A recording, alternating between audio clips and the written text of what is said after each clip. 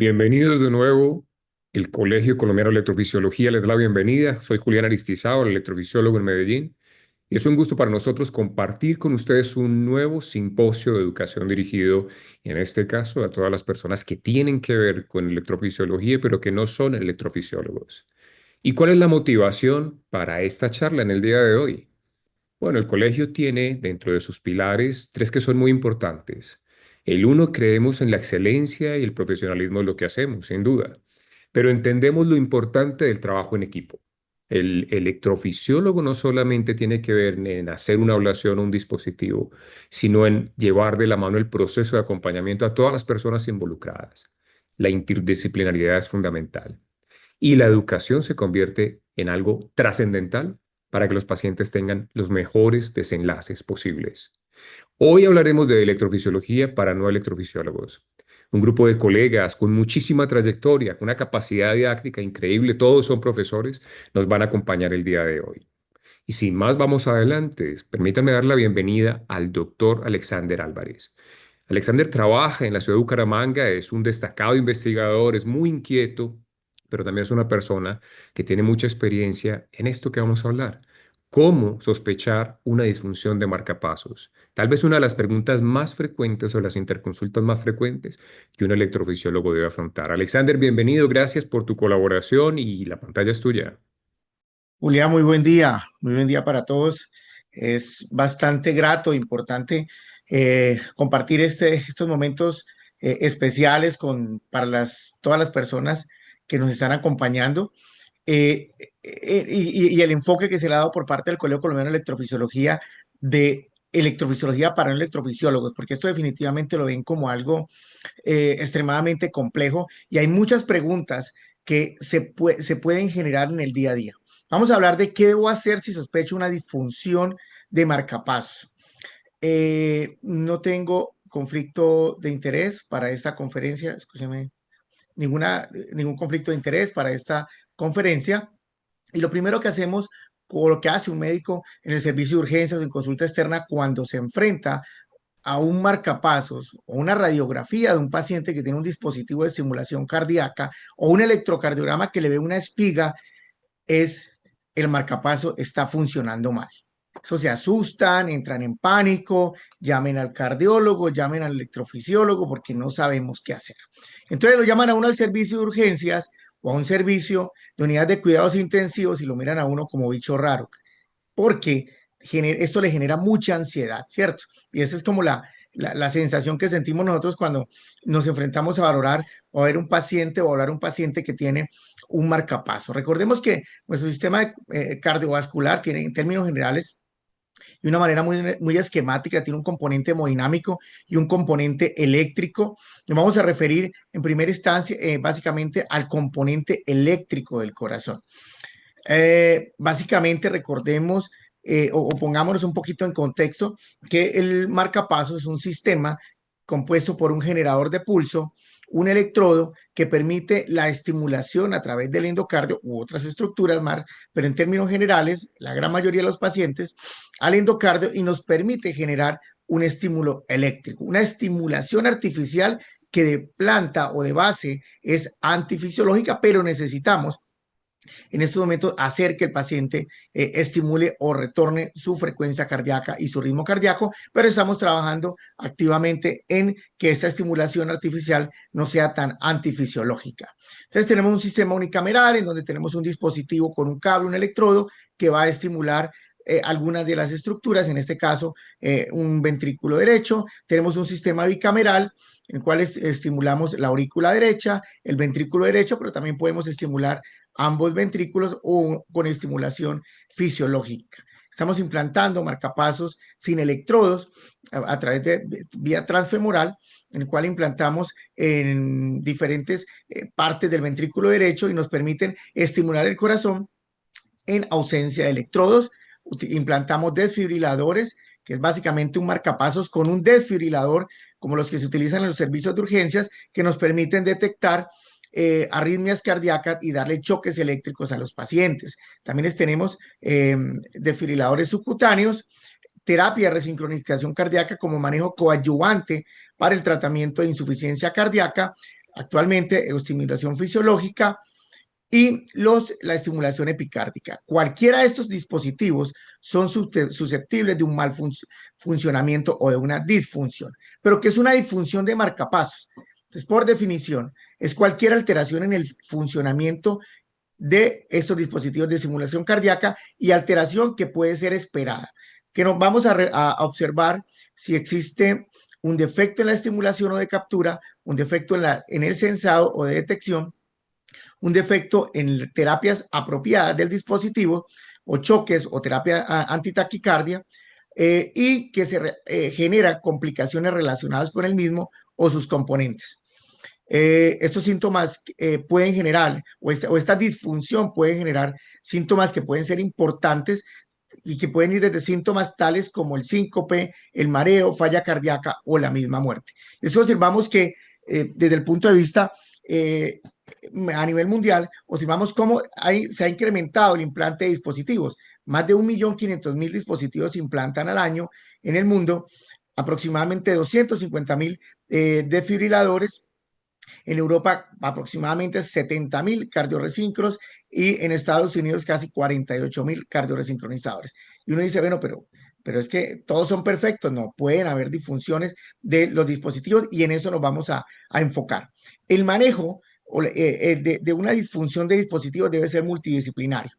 Nunca nos debemos olvidar de la historia clínica, el paso a paso de la revisión del dispositivo y determinar si hay que realizar pruebas complementarias. El abordaje debe ser multidisciplinario, integral, sistemático y urgente porque muchos de esos pacientes pueden llegar a la muerte. La tasa de disfunción, de una manera clara, según los estudios, no es tan alta. Entonces, es mucho más el miedo y el temor y decir que el dispositivo está funcionando anormalmente que lo que realmente ocurre. Fíjense ustedes que la disfunción de marcapasos es de 4.6 casos por 1.000 implantes, 0.46. Y la tasa de disfunción de cardiodefibrilador o cardioresincronizador es poco más del 2%. Y esto es lo que ocurre.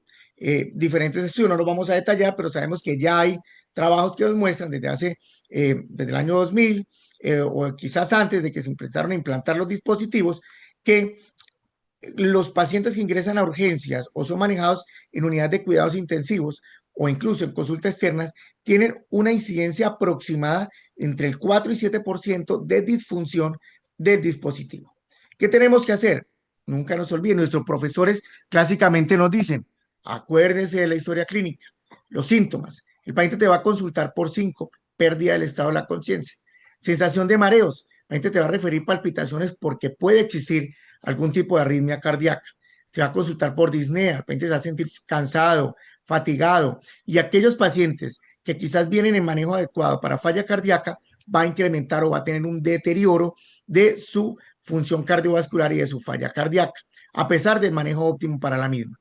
¿Qué tenemos que hacer en estos casos? La historia clínica, inspección del dispositivo, examen físico, observar si existen casos de hematoma, en casos de manejo de postoperatorio inmediato de dispositivos, si hay extrusión de los mismos, si hay datos u observación de palpación de electrodos o una anomalía a nivel cutáneo de la presencia de electrodos, de partes de electrodos que habitualmente no deben estar, o la presencia de extrusión de los mismos. Que luego de realizar exámenes complementarios como una radiografía de tórax, podemos encontrar que existen dispositivos y ya hay una serie de clasificación de mecanismos en los cuales podemos nosotros detectar cuando un dispositivo se pudo haber deteriorado o disfuncionado por alteración mecánica de los mismos. Las infecciones son importantes, no solamente en el postoperatorio inmediato, sino en los primeros 3 meses a 6 meses. La infección local de bolsillo puede generar abscesos, vegetaciones. Esto genera un efecto que puede ser directo sobre el mismo generador por la transmigración bacteriana. La bacteremia y la endocarditis puede generar un biofilm o un recubrimiento en el generador y los electrodos. Eso se ha visto principalmente en infecciones por estafilococo, que hace que exista una pérdida de la conducción eléctrica y la integridad de los componentes. Y clínicamente lo vamos a observar como palpitaciones por procesos infecciosos, pérdida de captura, choques inapropiados e incluso la muerte. Y el manejo debe ser prontamente el explante del dispositivo.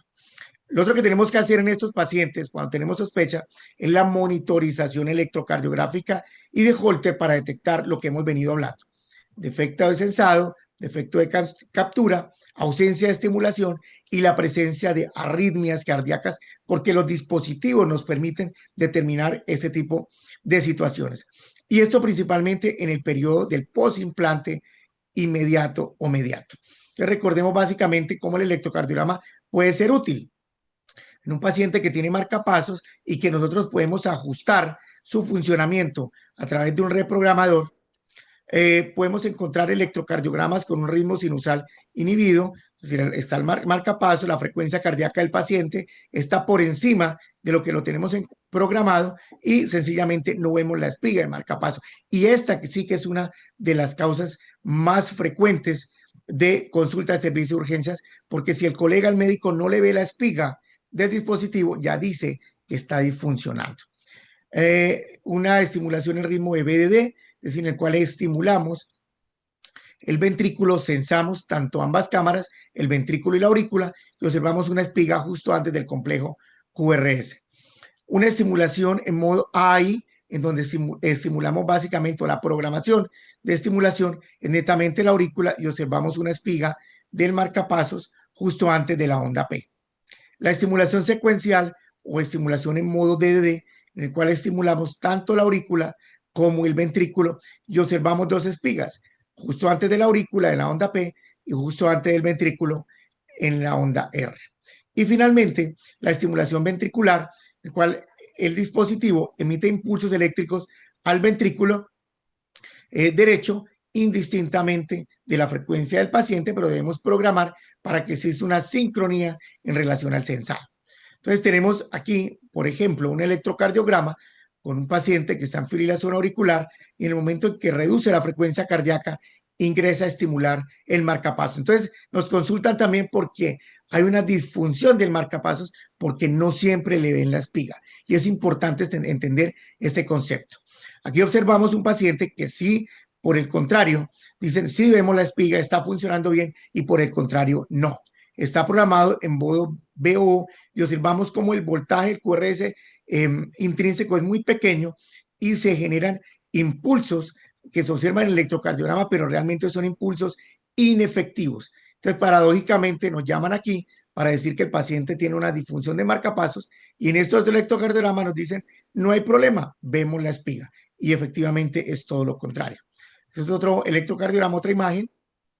Entonces, observamos un defecto de sensado, es decir, en el complejo 2 y en el complejo 4 hay el tamaño del complejo QRS no ha sido adecuadamente programado en relación a la estimulación y en relación al sensado del programador del dispositivo y la estimulación se emite justo antes del complejo QRS, no hay sincronía. O con los electrolitos, y esto puede pasar en pacientes con falla renal o que se encuentran en unidad de cuidados intensivos.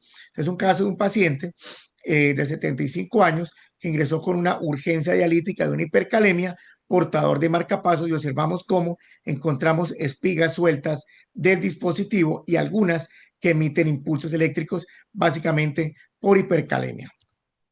O con las interferencias electromagnéticas. Todo esto conlleva a disfunción de marcapasos y estamos dando ejemplos. Observamos cómo las interferencias electromagnéticas durante cirugía o cuando se emiten impulsos eléctricos cerca al generador pueden desencadenar taquicardia ventricular, pérdida de captura, incremento del umbral y defecto de cesado de captura, y como en este caso, este impulso eléctrico a través del electrodo generó una taquicardia ventricular que requirió cardioversión. El monitoreo Holter cardíaco es importante si el médico se encuentra en sitios distantes en el cual no se dispone inicialmente de un reprogramador y sospechamos difusión de marcapasos. Se le coloca un monitoreo Holter y observamos como en este caso un paciente que tenía un marcapasos unicameral en modo BBI y presentaba defectos de captura y de sensado, haciendo que se generaran pausas y que sea la explicación de los episodios presincopales. Una vez hemos abordado el paciente, debemos solicitar la interrogación del dispositivo a través del servicio de electrofisiología con reprogramadores, cuyo objetivo es determinar la presencia adecuada de la captura, de la impedancia o la resistencia a los electrodos y de todo el sistema de conducción eléctrica, el sensado y el estado de la batería. Eso es importante revisar el historial de los eventos porque podemos observar arritmias ventriculares, arritmias supraventriculares que eventualmente pueden explicar los síntomas de los pacientes. Y más recientemente se está implementando la monitorización remota en sitios donde no se dispone de un electrofisiólogo para poder evaluar el funcionamiento de estos dispositivos. Esto sencillamente no tengo conflicto de intereses, como lo repetí, pero esto es simplemente para mostrar lo que nos muestra el reprogramador y la información que nosotros podemos obtener en un paciente con marcapasos, como el voltaje de la batería, la integridad de los electrodos. Fíjense aquí que hay una reducción en la impedancia crónica del electrodo auricular. Probablemente nos habla de una disfunción de algunos de los componentes del electrodo auricular. Nos permite observar cómo está estimulando el umbral de estimulación y cómo es el sensado, la detección. ¿Qué porcentaje de estimulación es por la aurícula y qué porcentaje es el ventrículo? Fíjense ustedes cómo durante un tiempo mayor a 48 días el paciente ha estado en fibrilación auricular, el paciente está acumulando líquidos y nos dice, ojo, que ese paciente se puede descompensar por falla cardíaca. Entonces, fíjense la importancia de una reprogramación adecuada. También nos dice, como en este caso, la presencia de taquicardia o fibrilación auricular y nos muestra eventualmente los electrogramas de estos pacientes. Nos permite determinar también el ritmo del paciente. Fíjense ustedes un canal auricular y un canal ventricular. Vemos la irregularidad de ese electrograma de la aurícula que nos habla de la presencia de una fibrilación auricular. Aquí el ritmo de la aurícula es un poco más regular, probablemente es un flutter auricular lo que tiene este paciente. Este es un paciente de los que nos lleva a nuestra región, un paciente chagásico que consulta por episodios sincopales, presincopales, palpitaciones, y en la reprogramación observamos disociación del electrodo auricular, electrodo ventricular, con detección de taquicardia ventricular en el contexto de un paciente chagásico. Este es un paciente que se dedicaba a labores de la construcción, en donde es portador de un marcapaso unicameral, y fíjese cómo el electrodo y el componente está ahí funcionando porque existe ruido por los movimientos laborales que generan sobre el miembro superior derecho donde se encuentra implantado este marcapasos. Fíjense ustedes también cómo la reprogramación nos permite detectar disfunciones de los electrodos auricular y ventricular por ruido que nos generan en última instancia choques inapropiados del desfibrilador. Una vez hemos evaluado la presencia de disfunción del dispositivo, tenemos que correlacionar con imágenes. La radiografía de tórax es importante porque nos permite determinar la posición, desplazamiento, fractura de los electrodos. El ecocardiograma nos permite determinar eventualmente complicaciones posoperatorias de los dispositivos y evaluar la función ventricular del mismo. Y ya posteriormente, si el caso lo amerita, estudios avanzados como tomografías, resonancias ante la sospecha de infección o perforación del dispositivo. Esta es una paciente de 80 años con fibrilación auricular a quienes se le implantó un marcapasos unicameral, y el electrocardiograma antes del egreso mostraba alteraciones o efectos de sensado de captura, pero la paciente se quejaba de que le brincaba el hombro izquierdo donde se le había implantado el marcapasos. Realizamos la radiografía, encontramos que se le había desplazado el electrodo ventricular. Este es otro paciente que consultó porque presentaba mareos y de desvanecimiento, y se encontró en la radiografía de tórax y en el electro defecto de sensado y de captura de los electrodos. Este es un paciente, un caso muy interesante de 67 años, con un bloqueo AV paroxístico diagnosticado hace 3 años, revascularizado quirúrgicamente hace 4 años, venía una para la cirugía de herniorrea inguinal de una manera ambulatoria, y en el electrocardiograma no encontramos actividad de marcapasos, solo un bloqueo auriculoventricular de primer grado. Se le hizo una placa de tórax justo antes de la cirugía y una telemetría, y se encontró que había una ruptura, una pérdida de continuidad del electrodo, y la telemetría justo antes de la cirugía mostraba defecto del electrodo, y por eso era que no capturaba y no se observaba en el electrocardiograma. Este es otro caso de un paciente con unas espigas, entre comillas, sueltas en el electrocardiograma de base, y en la radiografía de tórax observábamos cómo se encontraba de una manera anómala el electrodo ventricular hacia la pared anterior, y la tomografía mostró una posición extracardíaca del electrodo ventricular. El paciente fue llevado a cirugía, efectivamente estaba en el espacio pericárdico. El electrodo de este paciente pues fue reparado, fue corregido quirúrgicamente. Este otro caso de un paciente con una posición anormal del electrodo ventricular, sugería que podía estar como extracardíaca. Se le hizo un ecocardiograma porque presentaba inestabilidad hemodinámica y se encontró derrame pericárdico y una posición que no era la habitual en relación a la ubicación con el ventrículo derecho, que sugería que estaba extracardíacamente. Se realizó el procedimiento quirúrgico y se realizó el reparo del mismo porque se encontró una perforación del electrodo. ¿Qué hacemos con ese paciente? O sea, si el paciente está estable, está inestable, en pacientes dependientes de estimulación cardíaca puede haber inestabilidad hemodinámica y de entrada puede requerir una estimulación transitoria mientras damos un tratamiento definitivo. Podemos utilizar en el servicio de urgencia los parches de estimulación o avanzar un electrodo intracavitario a través de cualquiera de los accesos yugulares o subclavio, con una conexión a una pila externa mientras llega el electrofisiólogo o definimos un tratamiento definitivo. Si el paciente presenta taquicardia ventricular, disponemos de los parches de los electrodos y disponemos del desfibrilador y realizamos la terapia que sea adecuada en ese momento. Otra de las cosas que hacemos nosotros, y les recomiendo mucho, y sobre todo a los anestesiólogos que me llaman frecuentemente, el aparato no sirve. ¿Qué hacemos cuando el paciente es que no se le hizo una telemetría 3 meses antes de una intervención, que es como la recomendación general? Hacer la prueba del imán.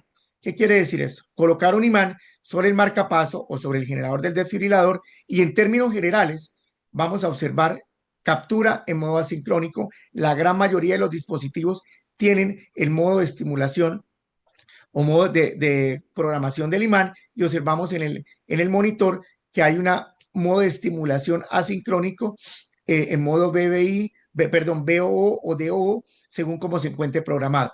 Nos permite evaluar el estado de la batería de una manera indirecta. Es decir, si colocamos el imán sobre el generador, y se activa el modo de respuesta al imán, probablemente lo que ocurre es que la batería se encuentra bien.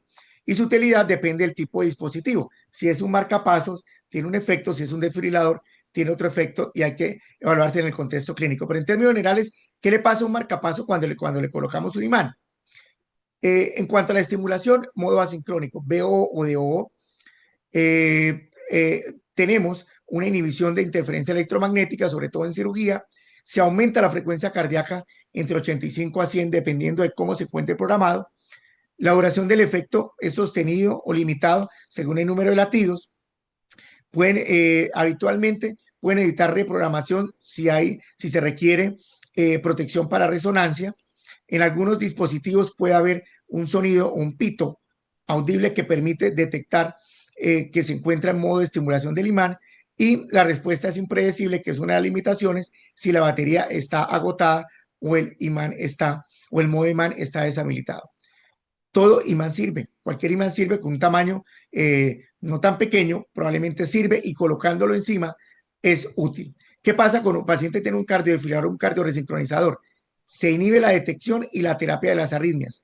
Habitualmente, la gran mayoría no cambia el modo de estimulación. Sin embargo, hay unos modelos recientes que sí. En cuanto a la terapia antitaquicardia, quedan temporalmente suspendidas durante el quirófano. No hay respuesta a la frecuencia. En cuanto al efecto, es reversible inmediato. Tú retiras el imán y se reanuda inmediatamente la detección y el tratamiento de las arritmias. No requiere reprogramación habitualmente y basta con retirar al imán, pero pues también es una cultura después de que se realice una intervención quirúrgica, que al paciente le haga una reprogramación en algunas instituciones.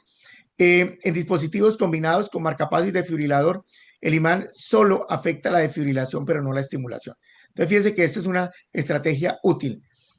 ¿Qué pasa cuando le colocamos un imán? Se incrementa la frecuencia cardíaca al modo que esté programado. en modo VO o en modo VVO. Pero es importante conocer la frecuencia porque obviamente cualquier persona se puede asustar cuando observamos el monitor, pero la idea es tener el concepto de que una vez colocado el imán se aumenta la frecuencia cardíaca. Pero tenga mucho cuidado con los fenómenos de RT. En pacientes con extrasistolia ventricular, en quienes hacen pausas significativas, la colocación del imán puede estimular o crear un choque sobre la onda T e inducir o favorecer esa extrasístole que puede generar una fibrilación ventricular. Entonces es importante eso y que el paciente esté monitorizado, que si bien es cierto es útil, también hay que tener precaución cuando se utiliza. Una vez ya hemos realizado todo este tipo de detección clínico, electrocardiográfico, ecocardiográfico, electrocardiográfico, ya nuestros servicios de electrofisiología va a determinar si necesita reposicionar los electrodos, cambiar el generador, realizar extracción de los mismos o realizar una reprogramación avanzada según los hallazgos. Y posteriormente, la monitorización. Recordemos que la monitorización remota se está implementando en sitios en donde no se dispone electrofisiología y nos permite detectar precozmente si hay fallas o si hay arritmias cardíacas y este seguimiento debe ser estructurado en la consulta de electrofisiología. Y ojo, así el paciente esté asintomático, la vigilancia es esencial e importante. Reforcemos entonces el mensaje para llevar a la casa. ¿Qué debo hacer si sospecho una disfunción de marcapasos? Primero, evaluar clínicamente de una manera inmediata signos, síntomas vitales y el sitio del implante. Segundo, monitorizar electrocardiograma o un estudio Holter cardíaco si no hay disponibilidad de reprogramación de forma inmediata. Tres, interrogar de una manera inmediata el dispositivo. Remisión a electrofisiología, si está de acceso directo en alguna institución. Revisar una radiografía de tórax para mirar posición y fractura de los electrodos. Quinto, mirar si hay estabilidad o inestabilidad eléctrica del paciente, si requiere estimulación transitoria o no, o defibrilación externa, realizar reprogramación y restaurar las terapias y referir tempranamente al servicio de electrofisiología. Muchas gracias. Alexander, muchísimas gracias por tu charla. Muy importante los conceptos y muy valioso que todas las personas que trabajamos en atención a los pacientes con dispositivos tengamos algunos conceptos básicos. Te pregunto rápidamente como tres ideas claves así para la gente. Alexander, la espiga, si la veo hay disfunción, si no la veo hay disfunción, ¿cómo es la cosa? No. Entonces hay que mirar si la estimulación es en unipolar o en bipolar. Si no veo una espiga de marcapasos, no necesariamente hay disfunción del marcapasos. Entonces, cuando nosotros programamos el paciente en modo unipolar, el circuito eléctrico va desde el generador de marcapasos hasta la punta del electrodo y observamos la espiga grande en los electrocardiogramas. Si la estimulación es bipolar, la estimulación va a ser en la punta del electrodo en relación con el endocardio, si estamos hablando de marcapasos de estimulación endocárdica, y la espiga va a ser pequeña, a veces tan indetectable que no las observamos. Entonces, es una de las causas, como mencionábamos en las conferencias, de consultas frecuentes porque dicen, no vemos la espiga, el marcapaso está disfuncionando. Excelente, muy claro el concepto. Otra cosa, ¿crees que es importante que la gente revise el carnet del marcapaso? Es importantísimo, Julián, porque lo primero que hay que hacer es, el paciente tiene un marcapasos, pidámosle, tiene un dispositivo. Muchas veces, ahorita los dispositivos están implantándose de una manera más pequeña y uno a veces no sabe si es un desfibrilador o un marcapasos. Entonces, el médico debe solicitar, recomendamos solicitar el carnet porque podemos saber el tipo de electrodo, si es un primer marcapasos, si es un segundo marcapasos, cuál es la marca, y cuando consultan al servicio de electrofisiología, ya uno sabe qué tipo de reprogramador debe llegar para poder evaluar el dispositivo. Es importantísimo el carnet del dispositivo. Excelente, Alexander, y lo mencionaste también, el tercero de pronto la radiografía nos ayuda mucho, si desplazó un electrodo, cuántos cables tiene, si es un desfibrilador, o sea, es muy valiosa la información que nos has compartido. Alexander, mil gracias por tu tiempo, por compartir todo eso con nosotros y te invitamos a que sigas conectado. Un abrazo, gracias por todo, Alexander. Muy amable, muchas gracias. Gracias a ti.